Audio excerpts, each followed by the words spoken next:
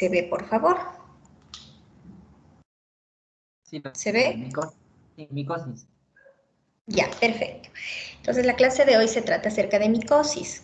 Los objetivos de esta clase son identificar clínicamente las micosis cutáneas, indicar e interpretar los exámenes complementarios y orientar la conducta terapéutica de estas entidades. La clasificación de las micosis es superficial, subcutánea y sistémica. De esta clasificación únicamente vamos a hablar el día de hoy de las superficiales. Ahora, las superficiales se dividen en queratomicosis y dermatomicosis. Las queratomicosis se subdividen a su vez en pitiriasis versicolor, tiña negra y piedra blanca y piedra negra. Las dermatomicosis son las producidas por hongos filamentosos, que su nombre es dermatofitos, y las enfermedades pues se llaman dermatofitosis o tiñas, y son producidas por este grupo, digamos, de hongos tricofitos, epidermofitos y microsporo. El tricofito afecta piel, pelo y uñas, el epidermofito piel y ocasionalmente uñas, y el microsporum piel y pelo. Las producidas por hongos levaduriformes tenemos pues las cándidas. La cándida más frecuente, entre el 60 y el 80% de infecciones por cándida son producidas por la cándida albicans, pero también están las pseudotropicales, la crusei, entre otras. Si nos vamos un poquito más allá para conocimiento general, las micosis subcutáneas se dividen en cromomicosis, esporotricosis y micetoma o pie madura.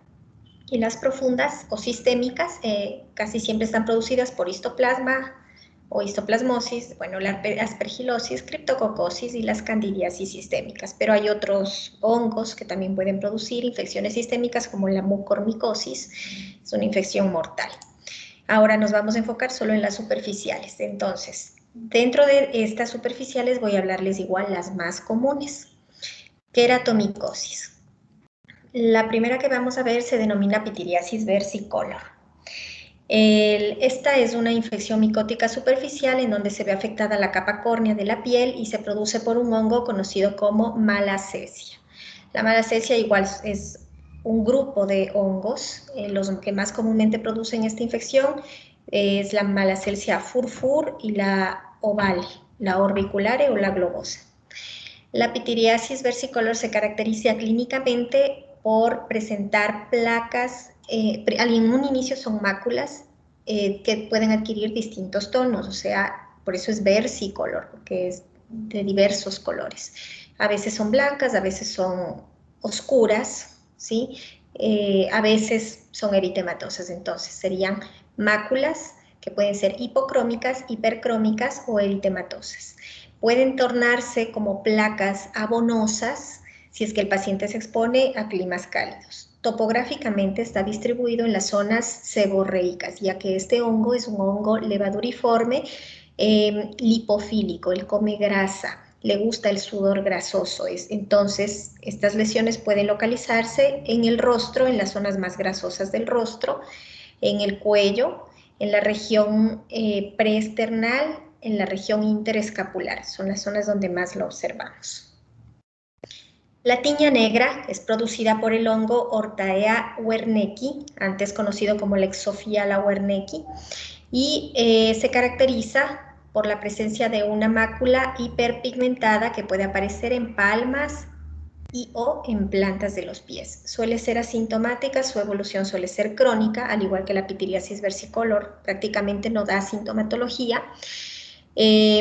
Me olvidé una cosa de la pitiriasis versicolor, es que suele ser estacionaria y crónica, ya que la malacesia es parte de la microbiota de la piel, entonces en verano pueden exacerbarse ciertos pacientes, otros pueden obtener curación de su cuadro, pero pues eso sí es importante informarle al paciente. Con la tiña negra se ubica pues en palmas y en plantas, que son zonas casi siempre muy sudorosas. Digamos que ese es el factor predisponente de esta infección micótica. Dentro de las dermatomicosis vamos a hablar de los dermatofitos que ya les había dicho, pues que generan la tiña, y de las infecciones por levaduras. Ahora voy a la clasificación de las tiñas. Se clasifican en tiña capitis, tiña de la barba, tiña corporis, ahí entra también la faciei o facial, tiña cruris, tiña pedis, tiña de las uñas. Estas a su vez se subdividen así: la tiña capitis en tiña no inflamatoria, inflamatoria. La no inflamatoria tricofítica y microspórica y la inflamatoria Kerium de Celso, granulomas dermatofíticos y FAUS. La tiña de la barba se divide también en tipo inflamatoria o Kerium, superficial o psicosiforme y circinada. La tiña corporis, la tiña cruris y pedis no tienen subclasificación, pero la tiña pedis tiene variantes clínicas, como son el tipo intertriginoso crónico, pápulo escamoso crónico, disidrótico vesicoampollar y el tipo ulceroso agudo.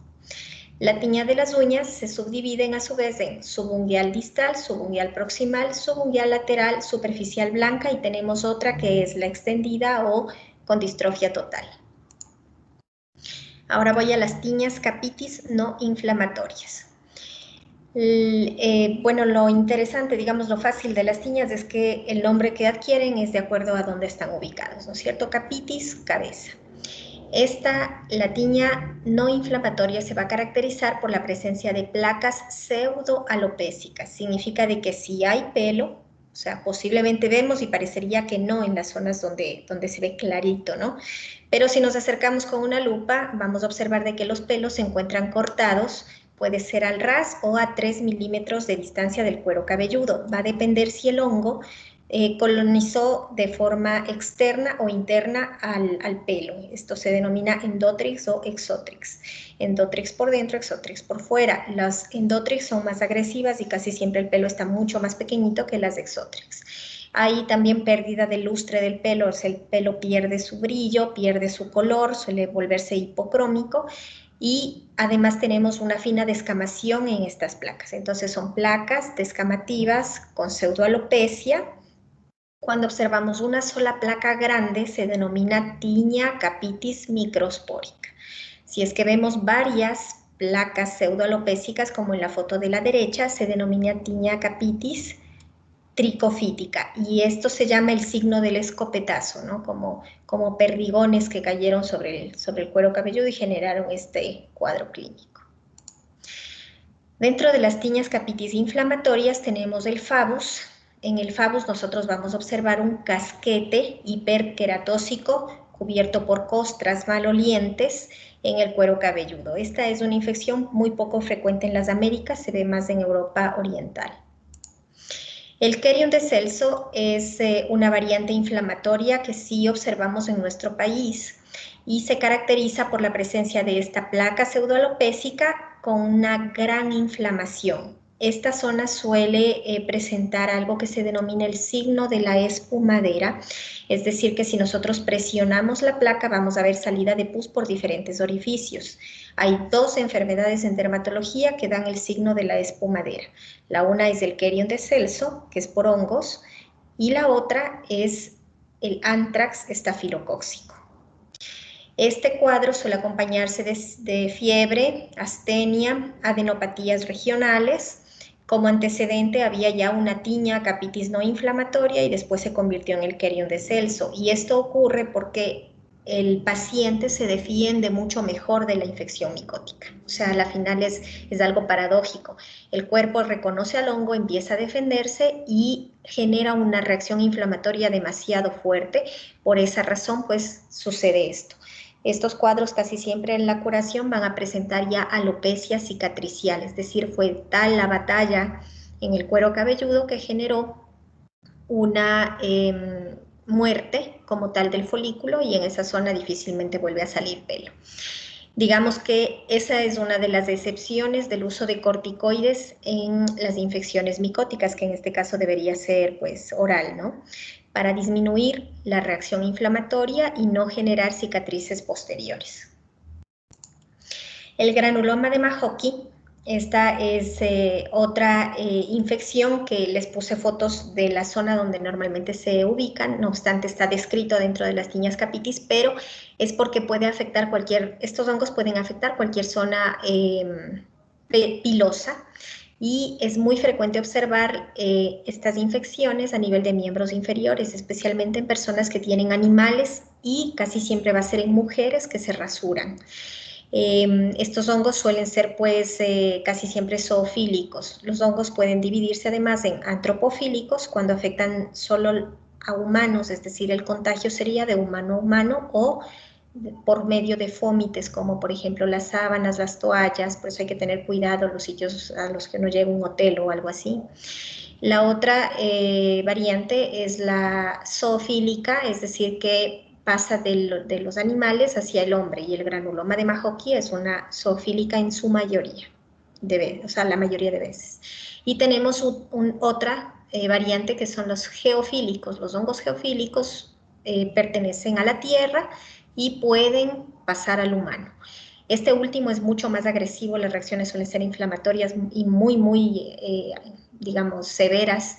De ahí en severidad siguen los zoofílicos y casi siempre los antropofílicos pasan casi desapercibidos, dan una ligera picazón y es un hongo que pasa años en la piel. Ya vamos a ver fotografías de eso.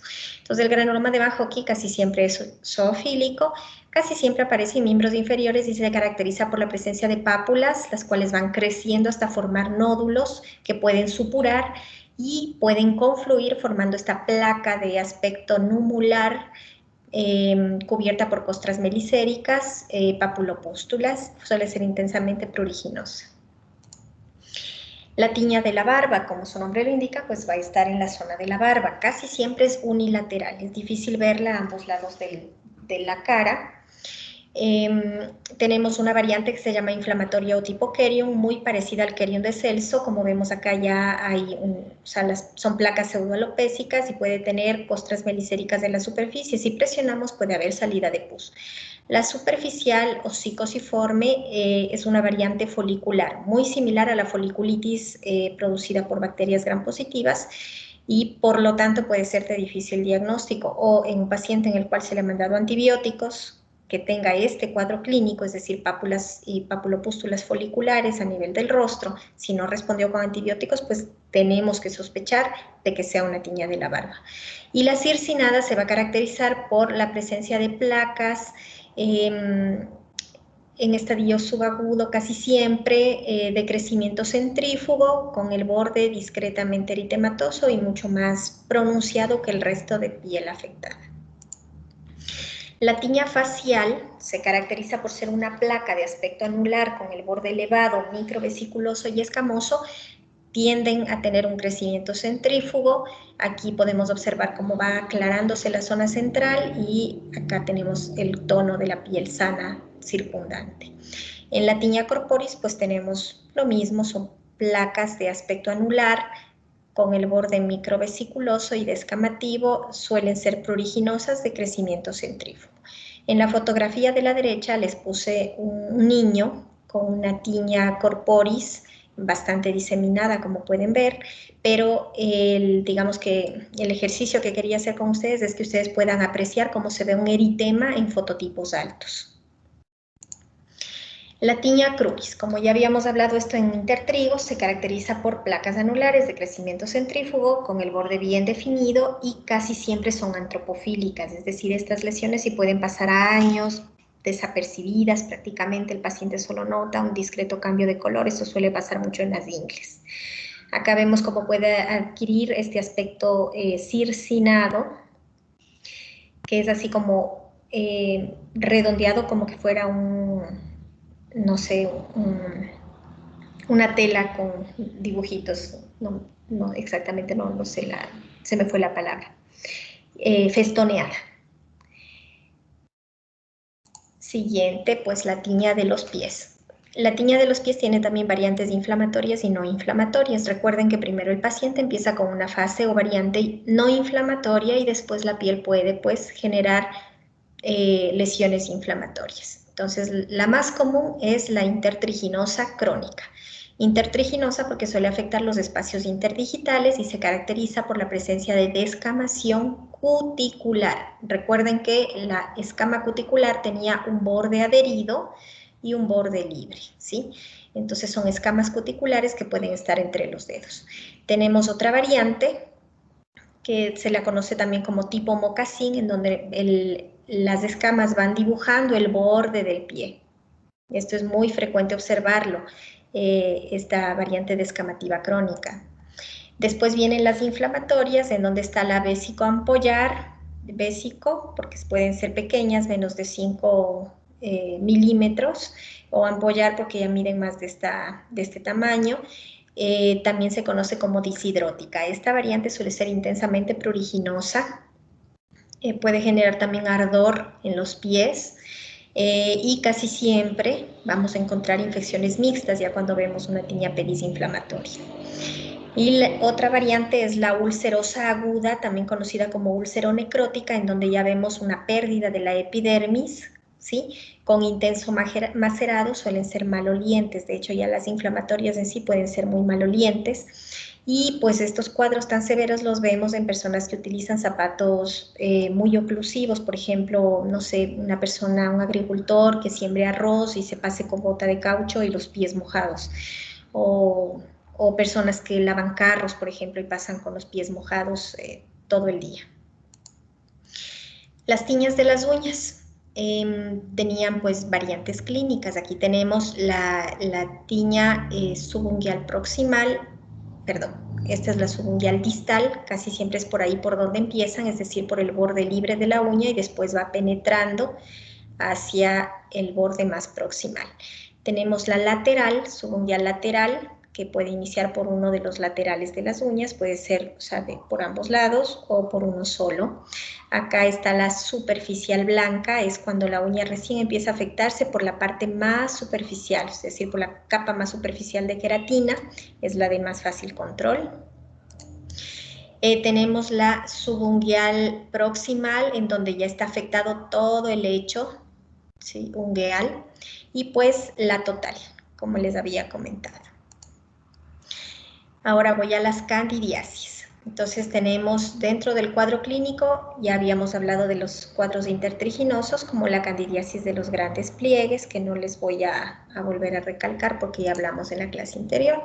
Y las candidiasis de pequeños pliegues se van a caracterizar por la presencia de una ulceración con macerado que en las manos casi siempre va a aparecer en este espacio interdigital, en el tercer espacio interdigital, y se conoce como erosión blastomicética. Por ejemplo, en un diabético este es un signo de descompensación, hay que revisarle las manitos a los diabéticos. Las candidiasis pueden presentar, o mejor dicho, casi siempre, tienen factores desencadenantes. Es importante esto. No, una candidiasis difícilmente se ve en una persona que no tenga algún grado de inmunosupresión, y existen muchas causas de inmunosupresión.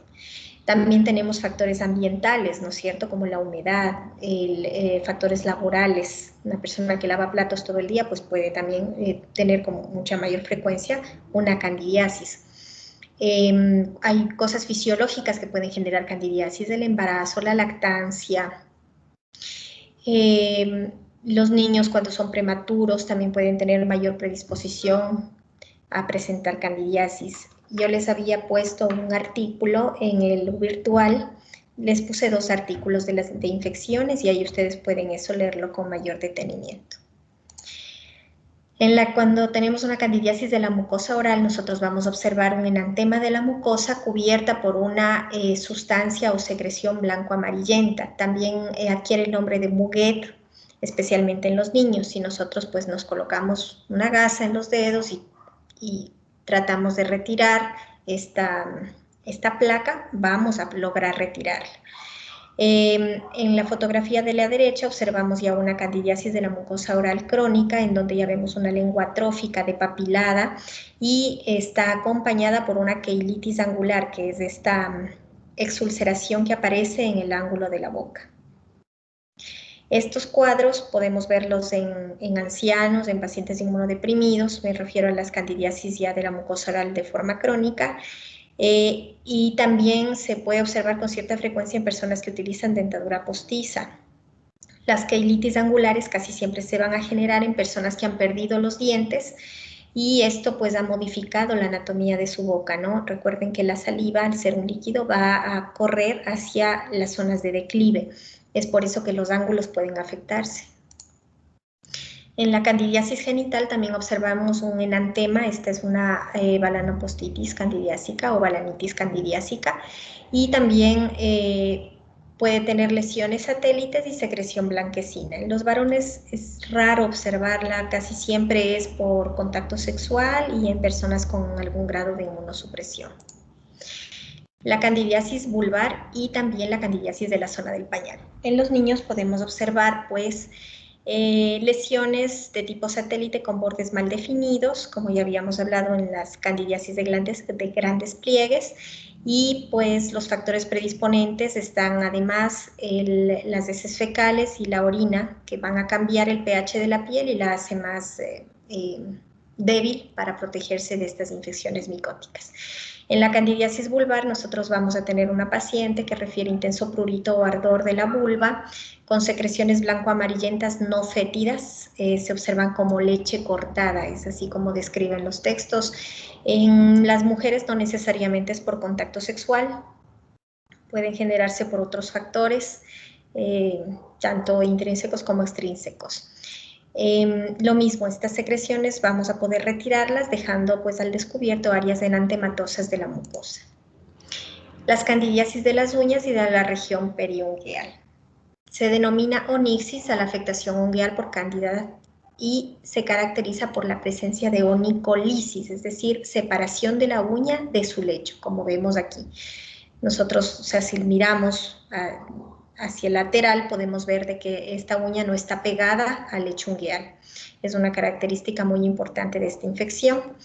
En ocasiones puede adquirir este color verdoso. Cuando adquiere un color verdoso tenemos que sospechar de que es una infección mixta, y la infección mixta se genera por pseudomonas aeruginosa. Ahí el tratamiento es con medicamentos de tipo floxacinas, o sea, ofloxacina, levofloxacina, ciprofloxacina, combinado con antimicóticos. Podemos tener una infección del perioniquio, denominándose perionixis candidiásica, y se caracteriza por la presencia de eritema con inflamación en la zona alrededor de la uña. Este paciente nos va a referir de que presenta dolor, pero no es un dolor intenso, y cuando nosotros presionamos podemos ver la salida de pus. ¿Cuál es la diferencia con la perionicis bacteriana? Que la perionicis bacteriana es muy similar a este cuadro clínico, pero el paciente va a referir un dolor mucho más agudo y el cuadro va a ser más rápido, o sea, en 3-4 días el paciente se encuentra así, mientras que en la candidiasis podemos tener una evolución de unas 2 semanas a un mes. En la candidiasis además tenemos el signo de la tarjeta, es decir, que nosotros colocamos un papel o una tarjeta entre la piel y la uña y va a quedar separadito. Eso no ocurre si nosotros tenemos pues esta zona de los dedos sin infección. Si es que observamos con detenimiento la foto inferior, vamos a observar una serie de ondas en la uña, en la lámina ungueal. Eso también es muy frecuente verlo si es que hay una infección candidiásica. Y pues, al ser la humedad uno de los factores más predisponentes de esta infección, tenemos que, dentro de las medidas generales, indicarle al paciente que evite mantener las manos mojadas. Bueno, todos estos cuadros nosotros los vamos a diagnosticar mediante el cuadro clínico. La primera forma de diagnosticar es sospechando una enfermedad, ¿verdad? Entonces el cuadro clínico es la primera forma. Podemos auxiliarnos de la luz de Wood, que nos va a dar una refringencia fluorescente en ciertas zonas con ciertos hongos, no sucede con todos. El examen directo es, digamos, fácil de utilizarlo hasta en centros de salud tal vez de segundo nivel o tipo 2. Ya nosotros tenemos este examen, es la prueba de KOH. Vamos a raspar suavemente la piel, colocamos un portaobjetos, colocamos hidróxido de potasio, puede ser del 10 al 30%. El 30% lo usamos para las uñas y del 10 al 20% usamos para la piel. Y pues el resultado está bastante rápido, en 48 horas. Podemos realizar siembras micológicas. Como ya saben, el tarda de 8 a 21 días para darnos un resultado, y el cultivo se realiza en agar saburó. Si es que hay dudas diagnósticas, por ejemplo, con un Kerium o con alguna tiña inflamatoria, también se puede realizar un estudio histopatológico, pero es, digamos, que difícil que un profesional que está bien ubicado lo pida. Bien ubicado me refiero clínicamente, ¿no? Tratamiento. Medidas generales. Entonces, hay que evitar que el paciente mantenga las zonas húmedas, o sea, el baño tiene que ser con jabones neutros o con jabones pH ácido. Recuerden que cuando cambia el pH de la piel y pasa a la alcalinidad, es más fácil de que esta piel se sobreinfecte o se eczematice. Lo siguiente, el cambio de ropa frecuente, el aseo diario, uso de medias de algodón o ropa de algodón en términos generales, controlar las comorbilidades, si el paciente es diabético, si el paciente es VIH positivo, si tiene algún otro grado de inmunosupresión o causa de inmunosupresión, pues también hay que controlarla. La piel a veces nos dice las cosas. Si nosotros vemos cosas y sospechamos de que el paciente puede estar inmunodeprimido, pues mandemos los exámenes de rigor. El tratamiento tópico. Como en otras enfermedades, si es que el paciente presenta un cuadro agudo, es decir, con gran exudación, mucha pus, gran eritema o enantema, bueno, pues fomentos de permanganato de potasio al 1 por 20.000, media hora cada 2 horas hasta la hora de dormir. También podemos utilizar la criflavina al 1 por 5.000. Si es que es un cuadro subagudo donde la exudación es más palpable que visible, y en las uñas podremos utilizar pinceladas. Las pinceladas pueden ser de yodo, como también de ciclopirox o de amorolfina. Y las cremas utilizamos en los estadios subagudos, pero no en las infecciones de las uñas. Las uñas son muy gruesas y no permiten el paso de las cremas. ¿Sí? Eso es un error, mandar cremas para las tiñas de las uñas. Como saben, las cremas se mandan 2 veces al día. Para los estadios crónicos, es decir, cuando ya nosotros hemos rebasado el estadio agudo o subagudo, o cuando el paciente llega a nosotros con un cuadro descamativo y seco, pues utilizamos cremas. Las cremas 2 veces al día, casi siempre se mandan por 15 días. ¿Cuáles podemos usar? Imidazoles como el ketoconazol le va muy bien para levaduras y para dermatofitos 2 veces al día por 15 días. Las zonas, al tener un crecimiento centrífugo, esto se ve más en las tiñas que en el eritrasma, eso no le corregía a la compañera que dio el examen. Tenemos que colocarlas hasta 2 centímetros por fuera de la lesión y friccionarla bien, o sea, friccionar la piel bien hasta que la crema se absorba. Terbinafina al 1% en crema, utilizamos 2 veces al día por 15 días, también va muy bien para levaduras y dermatofitos. El clotrimazol se utiliza más para levaduras, al igual que la nistatina. No tienen muy buena respuesta frente a los dermatofitos. La nistatina tiene una característica que prácticamente no se absorbe vía sistémica, sino que va a actuar vía tópica. O sea, actúa únicamente en la zona de aplicación. Si nosotros mandamos un óvulo de nistatina, pues no va a haber absorción sistémica, lo mismo que si le mandamos coluntorios de nistatina. ¿Qué es un coluntorio? La nistatina viene también en líquido solución oral. Se debe administrar, digamos que el paciente tiene una candidiasis esofágica o tiene una candidiasis oral, se le administra una cucharada cada 8 horas, pero antes de deglutir el medicamento, el paciente debe hacer como un enjuague, digamos así, ¿no? Los libros describen una buchada. Se pasa el medicamento por toda la boca un ratito y ¡tac! Se pasa el medicamento, lo deglute. ¿Por qué? Porque actúa localmente, no tiene gran absorción sistémica. Dentro de los medicamentos sistémicos, vamos a utilizar alilaminas, azoles, morolfinas y polienos.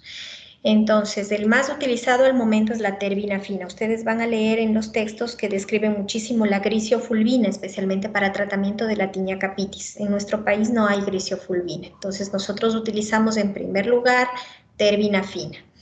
Para adultos vamos a utilizar una tableta de 250 miligramos una vez al día. Ahí les he también descrito cómo lo indicamos para niños de acuerdo al peso. Y dependiendo de cuál sea la infección, se manda, si son infecciones cutáneas o de mucosas, se manda por 7 a 10 hasta 15 días. Si son infecciones de las uñas, el tratamiento inicial es por 3 meses. Valoramos al paciente, indicamos pruebas de función hepática, lo cual haremos con todos los antimicóticos sistémicos, porque se metaboliza en el hígado y especialmente el ketoconazol es altamente hepatotóxico. Y si el paciente puede seguir tomando la medicación, o sea, porque no tiene, digamos, ningún efecto adverso, extendemos el tratamiento. Recuerden que la uña tiene un crecimiento de 1 milímetro mensual, la uña del pie. Casi siempre es ahí donde vamos a ver las tiñas de las uñas. Y va a depender de qué cantidad de uña está afectada para colocar tratamiento. Vamos a irnos a las tiñas, ya. Entonces, si tenemos un crecimiento de 1 milímetro mensual, miren aquí cuántos milímetros más o menos tendrá esta uña. Pongamos que tenga unos 10 milímetros, ¿no? 1 centímetro de diámetro, de longitud de la uña. Entonces necesitamos tomar 10 meses la medicación. Si es que tenemos una afectación como la primera foto de la izquierda, aquí hay más o menos unos 3 milímetros de afectación de todo el borde, pero miren hasta dónde llega acá, prácticamente ya hasta el borde proximal. Entonces, con eso es con lo que vamos a jugar, por decirlo así, para poder poner un tratamiento adecuado a nuestro paciente, especialmente en tiempo. Bueno, con el ketoconazol ocurre algo similar. En la dosis va a ser de 200 miligramos diarios, vía oral.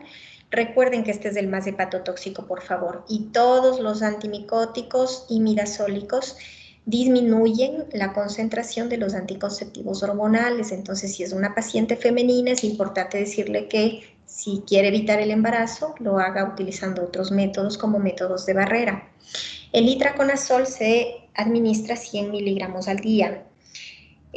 Podemos administrarlo así o podemos administrarlo en pulsos. ¿Cómo es? En pulsos de 100 miligramos cada 12 horas por 7 días.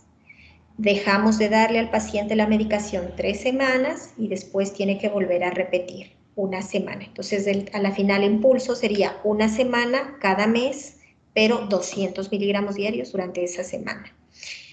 Con esto, pues, digamos que disminuimos la posibilidad de efectos adversos, especialmente por toxicidad. El itraconazol es un antimicótico muy importante para tratar infecciones micóticas sistémicas. Si estamos enfrente de un paciente con inmunosupresión, por ejemplo, un paciente con VIH, el itraconazol nos lo reservamos porque ese paciente puede tener, si es que a la final su cantidad de linfocitos baja mucho, otro tipo de infecciones como histoplasmosis, criptococosis, y este es el antimicótico que usaremos. Entonces no lo vamos a desperdiciar para tratar hongos superficiales. El fluconazol va muy bien para levaduras, excelente para levaduras. Hay poca respuesta con los dermatofitos, especialmente con las tiñas de las uñas. Y esto pues les comento hasta por experiencia, ¿no? Hay varios pacientes que llegan a nosotros y dicen que han tomado fluconazol 6 meses y las uñas no se les han curado, porque el fluconazol no va bien con las tiñas. En todo caso lo mandamos para las cándidas, va perfecto. ¿Y cómo se administra? 100 miligramos, puede ser 100 miligramos diarios en infecciones severas o 150 miligramos semanales, ¿sí? Sería un comprimido de fluconazol semanal y ahí puede ser, dependiendo de cuál sea la infección del paciente. Por ejemplo, si es una candidiasis genital, podría ser por 1 a 4 semanas. Sería un comprimido semanal por 4 semanas y nosotros vamos a obtener buena respuesta. Pero siempre les digo buscando causas o desencadenantes. Las tiñas de las uñas, el tratamiento es sistémico, o sea, con tabletas. Si nosotros tenemos alguna contraindicación en el uso de tabletas, utilizaríamos tratamiento tópico nada más. Y lo hacemos con amorolfina al 5% en laca de uñas, son esmaltes transparentes que son medicamentos, y la ciclopiroxilamina al 8% también laca de uñas. Estos medicamentos se colocan en la amorolfina una vez a la semana en las uñas, previo limado, y la ciclopiroxilamina o el ciclopirox se coloca diariamente después del lavado. Estos medicamentos salen con agua y jabón, no necesita el paciente sacarse con acetona, digamos, no como los esmaltes normales. También nosotros podemos utilizar esta medicación combinada con el tratamiento sistémico para acortar el tiempo de toma de medicación. Entonces, a la final, los esquemas de tratamiento están dados por medidas generales, siempre indicar medidas generales, cómo tiene que bañarse, cómo tiene que, por ejemplo, bañarse con chancletas, secarse bien los pies después del baño, usar medias de algodón. Si es que tenemos cuadros muy gruesos, o sea, está muy hiperqueratósica la piel, podemos utilizar queratolíticos. Los tratamientos sistémicos los utilizamos para tiñas inflamatorias, tiñas de las uñas e infecciones en pacientes inmunocomprometidos. De ahí utilizamos pues los tratamientos tópicos que son con imidazoles, con alilaminas en su mayoría. Uso de corticoides. Solamente vamos a utilizar combinaciones de corticoides, sean tópicos o sistémicos, en cuadros con gran inflamación. Por ejemplo, ya habíamos hablado del Querion de Celso. Esa es una excepción, ¿verdad? O en los cuadros inflamatorios de tiña pedis, como la variante ulcerosa aguda. No se utilizan en otro momento combinaciones de antimicóticos con corticoides, por favor. Listo, terminamos. ¿Tal vez alguna pregunta?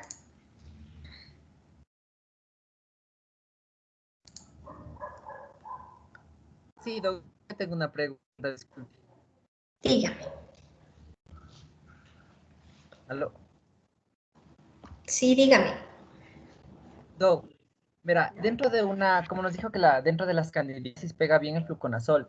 En el caso de que el tratamiento, por ejemplo, ya se dé el tratamiento con el fluconazol y sin embargo no, o sea, no hay respuesta. Pero depende de qué candidiasis. ¿De cuál me hablas, por ejemplo? De la genital en particular, Doc. Ya. A ver, nosotros al momento en nuestro país no tenemos resistencia al fluconazol en candidiasis genital. Es importante valorar cuáles son los factores que hacen que ese paciente o esa paciente no estén respondiendo bien al tratamiento. Entonces, primerito, buscarle inmunosupresiones. Ya, primerito. Ya, De ahí puedes, o sea, un coadyuvante de tratamiento es el uso de jabones con pH ácido, entonces hay que indicarle a esa paciente, casi siempre van a ser mujeres, voy a referirme en femenino, hay que claro. indicarle a esa paciente jabones pH ácido. Otra cosa que yo sugeriría realmente hacer un cultivo de secreción vaginal, ¿por qué? Porque puede que no sea cándida y sea otra cosa, una tricomoniasis, Ya.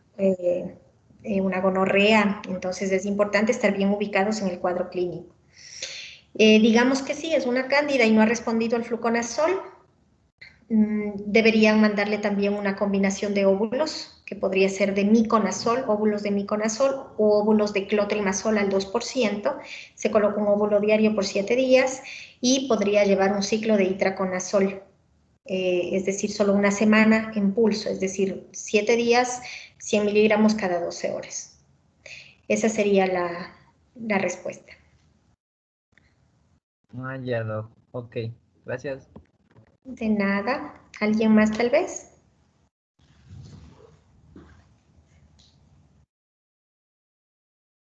Bueno, entonces en vista de que no hay más preguntas, la próxima clase ya la dan ustedes, chicos. Vamos a ver, permítanme un ratito, cronograma. Vamos a ver infecciones virales. ¿Sí? Cualquier duda que tengan, por favor, no duden en preguntarme. Ya está activo el foro de sarcoma de Kaposi, o sea, ya lo subí al sistema, a lo virtual, y después tenemos exposición de enfermedades de transmisión sexual. La revisión bibliográfica también ya está subida, no está activa todavía, pero ya la tengo ahí. Y de ahí infecciones parasitarias. Después nuevamente daré yo la clase de neoplasias y ahí haremos evaluación. Tomaré los temas más importantes de esto de acá que van a ver, que vamos a ver en esta semana, ¿sí? Algo me habían dicho que querían tener clases de lunes. Recuerden que el lunes que viene es feriado, ¿sí?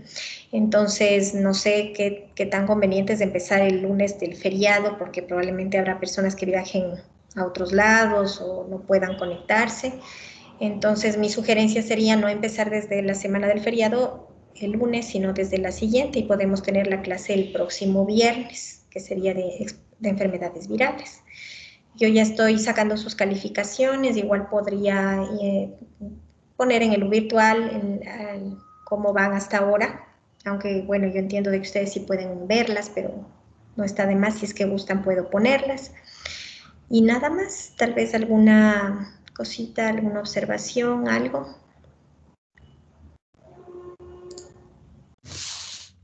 No, creo que no, o sea, prácticamente esto fue lo que estábamos hablando para tener o sea, después del feriado, para empezar el lunes, Doc, después del feriado.